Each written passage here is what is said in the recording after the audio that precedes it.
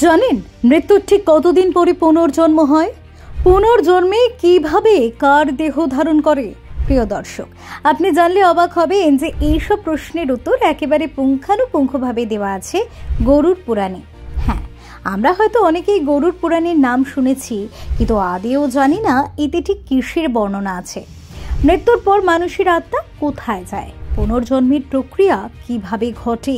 এই ধরনের প্রশ্ন আমাদের সকলের মনে উকি দেয়, কিন্তু আমাদের আজকের এই ভিডিওতে এর সবটাই আমরা আপনাদের সামনে তুলে ধরব, তাই শেষ পর্যন্ত থাকুন।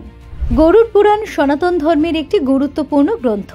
গরুড় পুরাণে বলা হয়েছে, কোনো প্রাণীর জন্ম হলে তার মৃত্যু অনিবার্য। গরুড় পুরাণ হল সনাতন ধর্মের 18টি মহাপুরাণের একটি। এটি মূলত হিন্দু দেবতা বিষ্ণুর লীলা বর্ণনা করে এবং অন্যান্য দেবদেবীর মাহাত্ম্য তুলে ধরে। এই পুরাণে জীবন থেকে মৃত্যু পর্যন্ত অনেক গুরুত্বপূর্ণ বিষয় বর্ণনা করা হয়েছে। হিন্দু ধর্মে পরিবারের সদস্যদের আত্মার শান্তি কামনার জন্য টানা 13 দিন ধরে গরুড় পুরাণ পাঠ করা হয়। বিশ্বাস করা হয় যে গরুড় পুরাণ পাঠ করলে আত্মা শুভ কর্ম ও মোক্ষ লাভ করে। মৃত্যুর পর একজন ব্যক্তির আত্মা দেহ থেকে বেরিয়ে যায়। এরপর আত্মা কিছু সময় পরিবারের চারপাশে ঘোরাফেরা করে। গরুড় পুরাণ অনুযায়ী আত্মাকে প্রথমে যমদূতেরা যমলোকে নিয়ে যায়। সেখানে তার জীবনে করা কাজগুলির হিসাব নেওয়া হয়। ভালো ও খারাপ কাজের ভিত্তিতে বিচার কাজ চলে এবং সেই অনুযায়ী পুনর্জন্ম হয়। গরুড় পুরাণ অনুসারে মৃত্যুর পর সাধারণত 3 থেকে 40 দিনের মধ্যে পুনর্জন্ম ঘটে, তবে এটি সম্পূর্ণরূপে ব্যক্তির কর্মের উপর নির্ভর করে।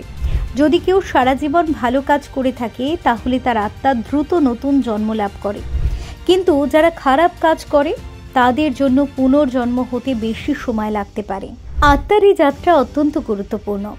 মৃত্যুর পর আত্মাকে প্রায় 86,000 যোজন দূরত্ব অতিক্রম করতে হয় যমরাজের কাছে পৌঁছতে। এই দীর্ঘ যাত্রার সময় আত্মাকে নানা পরীক্ষার সম্মুখীন হতে হয় এবং তার কর্মফল অনুযায়ী বিচার করা হয়। গরুড় পুরাণে বলা হয়েছে, একজন ব্যক্তির দ্বিতীয় বা পরবর্তী জন্ম কেবল তার কর্মের ভিত্তিতে নির্ধারিত হয়, অর্থাৎ জীবনে যে কাজগুলি করা হয়েছে সেগুলির ফল স্বরূপই পুনর্জন্ম ঘটে। উদাহরণস্বরূপ, যদি কেউ সারা জীবন ভালো কাজ করে থাকেন তাহলে তার আত্মা স্বর্গে যাবে, কিন্তু খারাপ কাজ করলে নরকে যেতে হবে। এছাড়া গরুড় পুরাণ অনুসারে মৃত্যুর পর সাধারণত 3 থেকে 40 দিনের মধ্যে পুনর্জন্ম লাভ হয়, তবে এটি সম্পূর্ণভাবেই কিন্তু কর্মের উপরে নির্ভরশীল। মৃত্যু ঘটলে আত্মা কিছুদিন পরিবারের সদস্যদের চারপাশে ঘোরাফেরা করে এবং তাদের অনুভূতি বুঝতে পারে। যখন বাড়িতে কোনো মৃত্যু ঘটে তখন সেখানে গরুড় পুরাণ পাঠ করার রীতি প্রচলিত আছে। এটি মৃত ব্যক্তির আত্মাকে শান্তি দিতে সাহায্য করে এবং নরক যন্ত্রণার কষ্ট থেকে মুক্তি পেতে সহায়তা করে। গরুড় পুরাণ পাঠ করলে মৃত ব্যক্তির আত্মা তা শোনে এবং এর ফলে তার অবস্থার উন্নতি ঘটে। গরুড় পুরাণ অনুযায়ী মৃত্যুর পর আত্মাকে নতুন শরীর ধারণ করতে বেশ কিছু সময় অপেক্ষা করতে হয়। কেউ কেউ দ্রুত নতুন জন্ম পায়, আবার কেউ কেউ দীর্ঘ সময় অপেক্ষা করতে বাধ্য হয়।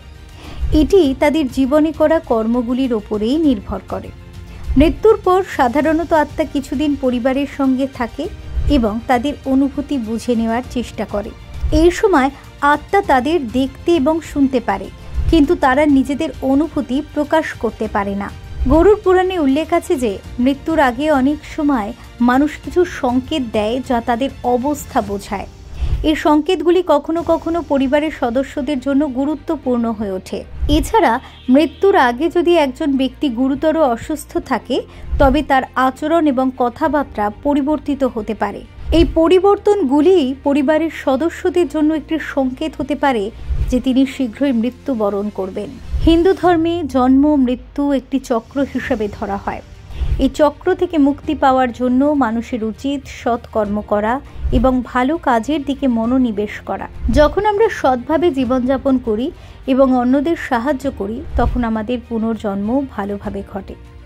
গরুড় পুরাণ আমাদের জানায় যে মৃত্যু একটি শেষ নয়, বরং এটি নতুন জীবনের শুরু। আমাদের কর্মই আমাদের ভবিষ্যৎ নির্ধারণ করে এবং আমাদের পুনর্জন্মের পথ দেখায়। তাই আমাদের উচিত সচেতনভাবে জীবনযাপন করা এবং সৎ কর্ম করার চেষ্টা করা।